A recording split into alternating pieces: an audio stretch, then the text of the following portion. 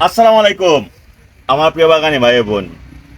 আমরা একটা গাছ, এটা হচ্ছে ইন্ডিয়ান বাগান বিলাস। তো প্রিয় ভাই, এই গাছটাকে আমরা স্থানান্তর করে জিও ব্যাগে স্থাপন করব। এর কারণ কি ভাই? আমরা যখন ছোটবেলাতে বাচ্চাদেরকে খাবার দেই, তো বাচ্চাদের অল্প খাবারে হয়ে যায়। যখন বাচ্চা থেকে আস্তে আস্তে কিশোর হই, তারপরে বড় হই, আমাদের খাবারের চাহিদা বাড়ে যায়। এই জন্য ভাই গাছকেও আপনার যখন বাড়বে, গাছে খাবার দিতে হবে, পরিমাণ মতো খাবার দেওয়া লাগবে। ছোট্ট পাত্রে ছিল, এই জন্য গাছের খাবার কম হওয়ার কারণে গাছটা কিন্তু দুর্বল হয়ে গেছিল।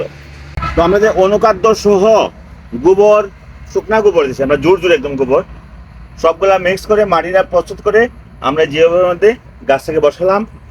এখন সর্বোচ্চ 1 মাস গাছের চেহারা পাল্টে যাবে। কেন পাল্টে যাবে? গাছে পর্যাপ্ত পরিমাণ খাবার দেওয়া হয়েছে।